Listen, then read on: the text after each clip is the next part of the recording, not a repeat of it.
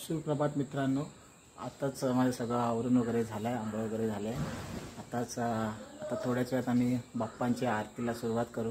तुम्हाला मी थोडीफार आरती पण दाखवण्याचा प्रयत्न करेन आणि बघू पुढे आज कसं काय ब्लॉग कंटिन्यू करता येतं, काय काय दाखवता येतं तुम्हाला नवीन, आमच्या इथे काय काय चालतं आणि काय काय आम्ही करतो आज दिवसभरात, हेही तुम्हाला दाखवेन मी. धन्यवाद.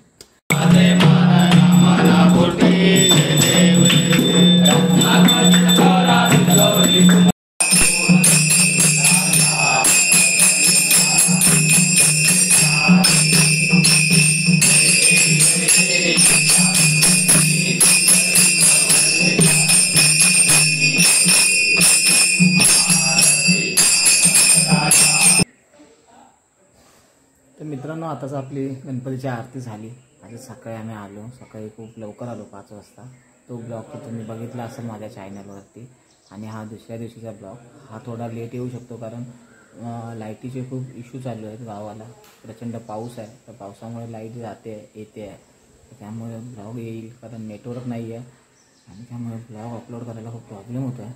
तर माझी ही पहिलीच वेळ आहे ब्लॉग वगैरे करायची, तर थोडं समजून घ्या तुम्ही पण. जर काय चुकत असेल तर तुम्ही कमेंटमध्ये सांगा, मी निश्चित माझ्या ब्लॉगमध्ये ते सुधारण्याचा प्रयत्न करेन. आणि आरतीसाठी मला कसं आता जास्त आरती दाखवता आली नाही, तर मी आजच आलो गावाला, तर मला पण ते थोडं आरतीमध्ये सहभाग घ्यायचा होता. तर त्यामुळे मी थोडीशीच म्हणजे एकदम एकच क्लिप टाकली आहे आरतीची, कारण नाही तेवढं शक्य झालं आहे. बाकी आपण दिवसात बघू काय काय आता करता येईल आपल्याला, कसं काय पुढे कसा दिवस जातो आहे. धन्यवाद. तर मित्रांनो, आता आपण चाललो आहे साईच्या बागेत. साईने काजूची बाग केली आहे. काजू आपण बघायला जाऊ कसं काय साईने काय केलं आहे नियोजन. साई आपल्याला थोडीफार माहिती पण देईल, बघू, भेटू व्हिडिओमध्ये. तर मित्रांनो, आता आपण असे काही कोकणातल्या एकदम मस्त अशा वाटेने चालतं, निसर्गरम्य अशी वाट आहे. आणि इथून आता जाऊ आपण साईची बाग बघायला. बघूया साईने काय काय केलं आहे बागेत. साई आपल्याला सांगेलच. साई म्हणजे माझ्या काकांचा मुलगा, माझा भाऊ आहे.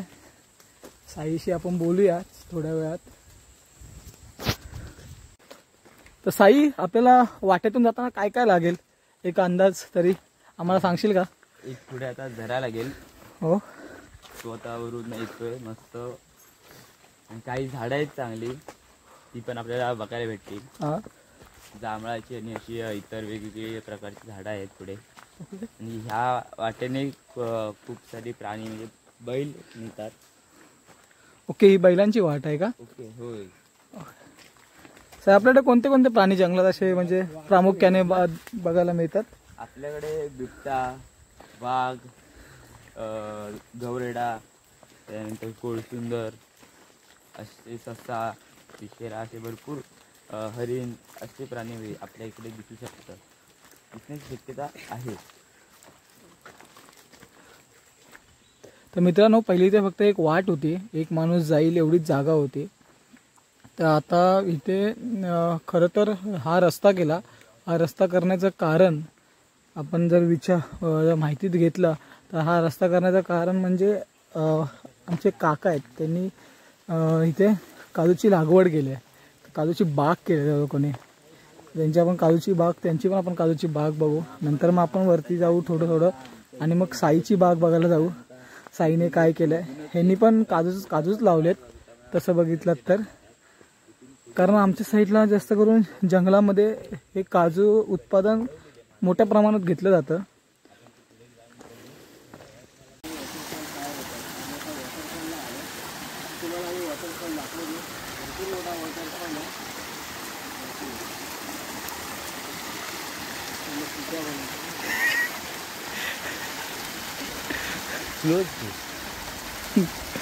आपला भाव अजून की एवढा मोठा वॉटरफॉल आहे, पोरींच्या पाठी वेळा झाला. मस्त तयार झालेला आहे आणि वॉटरफॉलला आम्ही आलेलो आहे. मस्त आहे, आम्ही थोड्या वेळाने आंघोळ पण करणार आहे.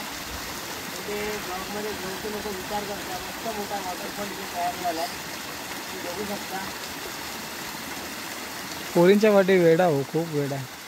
ती बोलली व्हिडिओ पाठव मला वॉटरफॉलचा, त्यासाठी आम्हाला इकडे तो घेऊन आला एवढा लांब. आता काय बोलणार, वहिनींना पण समजत नाही का, एवढ्या जंगलात आम्हाला तिने यायला लावलं. काहीतरी त्यांना वाटलं पाहिजे. एक तर साई अजून लहान आहे, साईचं अजून सगळं व्हायचं आहे. काय बोलणार आहे आता. हे बघा ही प्रथमेशची बाग. हे अशा काजूची झाडं लावलेत. हे काजूचे आपल्याला दिसतं हे काजूचं झाड आहे. अशी पूर्ण प्रॉपर त्याने बाग बनवली आहे. असं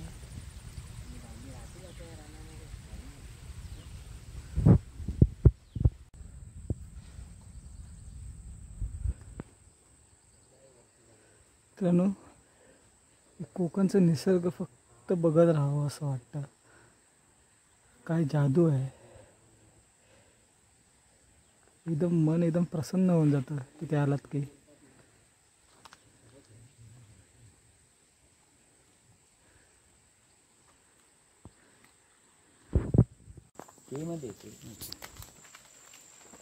चालत चालत चालू आपण. थोड्याच वेळात पोहोचू साईच्या बागेत. बघूया साईने काय मेहनत घेऊन काय केलं आहे. आणि ही पहा अशी सुंदर अशी बाग काजूची आपल्याला दिसते. काय काय अशा अंतरावरती आहे त्या. आणि मला वाटतं हे साईने सगळं गवत काढलं होतं आणि ते म्हणजे परत रुजायला सुरुवात झाली आहे. गवत तुम्ही छोटे छोटे जर बघितलात तर हे छोटं छोटं गवत परत एकदा रुजायला सुरू झालं आहे. आणि आता आपल्यासोबत साई बोलेल थोडंसं. साई, काय सांगशील आम्हाला या बागेबद्दल तुझ्या? आता इथे खूप पहिलं जंगल होतं. त्या जंगलाच्या अगोदर पण इथे शेती केली जायची. ह्या पूर्ण नाचण्याचे मळ्या होती, त्यामुळे टप्प्याटप्प्याने केले गेले.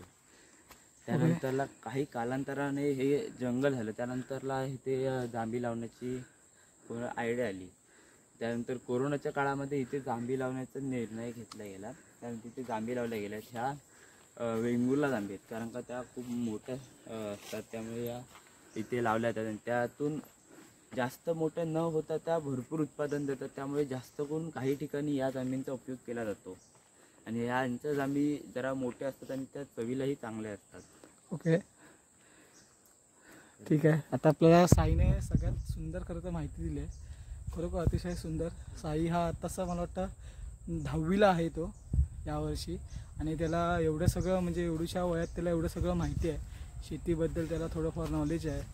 आणि कसं काजू हे कोकणात खरं तर आता शेती लोकांनी टाकून दिले. त्यामुळे आता इथे मोठ्या प्रमाणात आमच्या तरी गाव साईडला मोठ्या प्रमाणात इकडे काजू लागवड केली जाते. कारण काजूचं कसं आहे की तुम्ही कमी काळामध्ये जास्त उत्पन्न घेऊन शेतकरी एक जोडधंदा म्हणून चालू करतोय. आणि आपल्याला काजू पण भेटतात खायला, भाजी करायला. हे त्याच्या मागचा उद्देश आहे मित्रांनो. मित्रांनो, फक्त हा निसर्ग बघा, सुंदर असा निसर्ग. हे डोंगर आणि या डोंगरांच्या मध्ये अशी ही काजूची बाग आहे. खरोखर एखादा जर कवी इथे आला ना तो इथून जाणारच नाही त्याच्या कविता पूर्ण झाल्याशिवाय.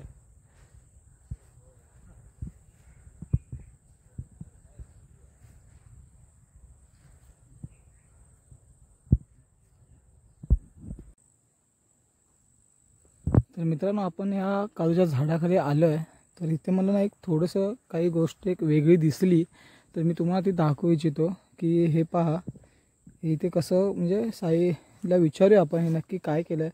हे पाणी साचण्यासाठी केलं आहे की काही अजून केलं आहे, काही कोणत्या नियोजनाने केलं आहे ते आपण आता विचारू साईला. साई, हे कशासाठी केलं आहे म्हणजे हे असं? हे करण्याचं मागचं कारण की आपण जे ह्या झाडाला खत जे घालतो त्यासाठी आपल्याला वर पुराण, त्याला पुराण म्हणतात, त्यासाठी आपल्याला वर माती घ्यावी लागते ना.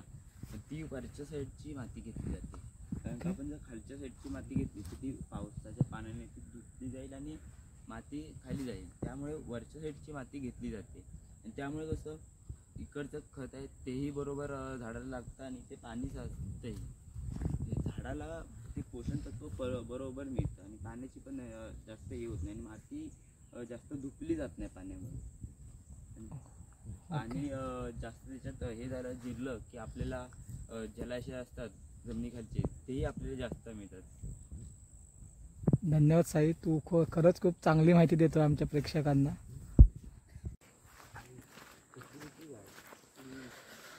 साई आणि प्रथमेश आपल्यासोबत होते आज दोघं.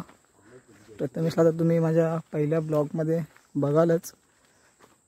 तो पण एक विचार करतोय की ब्लॉगिंग करायचा. बघू कुठपर्यंत. व्हिडिओ तर तो शूट करतोय सध्या तरी. आणि साई तर काय अजून शाळेत आहे, 10वीला यावर्षी तो. आणि आता आपण इथून निघालो आहे मित्रांनो आपल्या बागेतून. बाग खरंच खूप छान आहे, मस्त वाटतं इथे येऊन. कधी जर काजूचा सीझन आला तर आपण बघूच काजू इथे आलोच जर गावाला. आणि तेव्हा दाखवेन तुम्हाला मी काजू वगैरे कशा लागतात काय वगैरे. आणि हा बागेला जवळजवळ आता फक्त 4 वर्ष होत आलेत, 4-5 वर्ष झाली आहेत जवळपास. आणि ते आता उत्पन्न द्यायला त्याने चालू केलं आहे. ठीक आहे, ओके.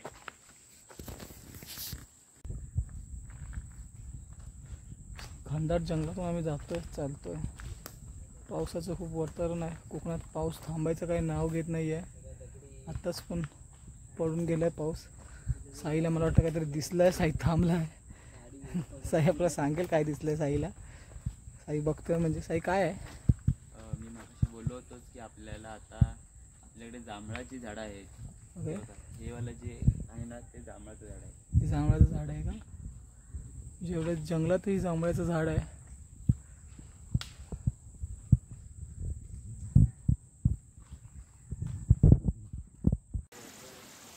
तर आपल्याला मामाचे गुरं दिसत आहेत जाताना.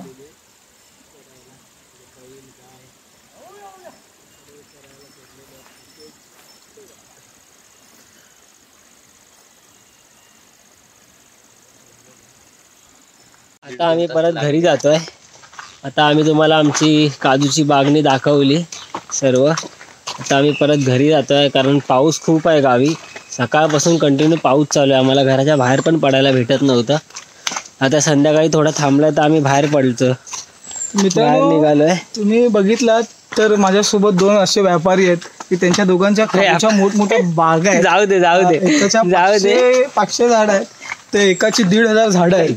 त्या आपण जो हा तुमचा ब्लॉगर आहे तिची तर 1,500 झाडं आहेत काजूची. आणि जो आपण साई बघितला, जी आपण दुसरी बाग बघितली त्याची छोटीशी, म्हणजे छोटीशी नाही म्हणता ना, 500 झाडांची बाग म्हणजे काय झालं मित्रांनो खरंच. आणि ह्याची स्वतःची 2,000 झाड आहेत. ह्याची स्वतःची 2,000 झाड आहेत. ही जी लांब पर्यंत तुम्ही जे डोंगर बिमंगर जे काय बघितलंय ना ते सगळं ह्याचंच आहे. हे सगळं बस मी तुम्हाला जे काय डोंगर बिंगर दाखवले माझी नजर जायपर्यंत काही ते सगळं ह्याचं ओमकारच आहे. काही सगळं खरं असतं ना, मला किती आनंद झाला असता आज. आणि आता मस्त हे बघा मस्त. आता आम्ही चालतोय, जातोय घरी. इथे गौरी स्पेशल चिकन आणि दोघं पण मस्त की ताव मारतात. साई आणि श्रेयस हा दोघं पण मस्त की ताव मारतात. रस्ता तार तार तार तार करतात पित आहेत. मित्रांनो आता आपण चाललोय गवर आपले आणायला. आपण गवर आणायला आपल्या विहिरीवर चाललोय. विहिरीवर आमची गवर आणतात. इथेच आमची खाली विहीर आहे. ही आमची विहीर आहे, तुम्ही बघू शकता. विहीर आमची खूप मोठी आहे. असे सगळे आलेले इथे, सगळे खूप गर्दी होती सगळ्यांनी गवर आणायला. काकीने सारवून वगैरे घेतलं, ते रांगोळी वगैरे काढली काकीने आणि ते बाकी सगळ्या प्रथा केल्या. आणि थोड्याच वेळात मग आम्ही निघू इथून. ही आमची विहीर अशी. असं सगळं पूजन वगैरे केलं व्यवस्थित. आणि इथून आम्ही आता थोड्याच वेळात जाऊ घरी गौरीला घेऊन. आणि मग तिकडे सगळे सजावट वगैरे करू. दोन्ही पण काकीने वगैरे पूजलं, मानसीने साक्षीने सगळ्यांनी पूजन करून घेतलं व्यवस्थित. नंतर काकीने पाणी काढलं, फ्रेश पाणी एकदम. आणि इथून आम्ही आता निघू थोड्याच वेळात.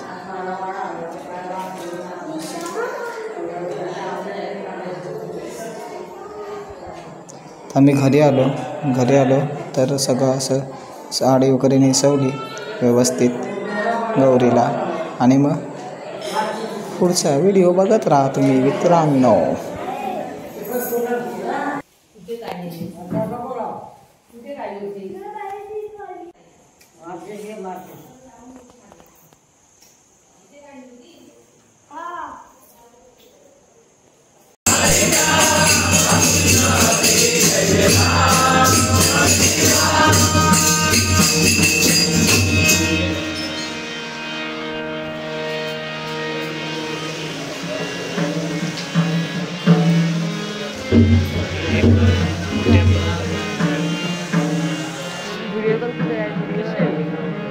ते चांगले व्हिडिओ पाहिजे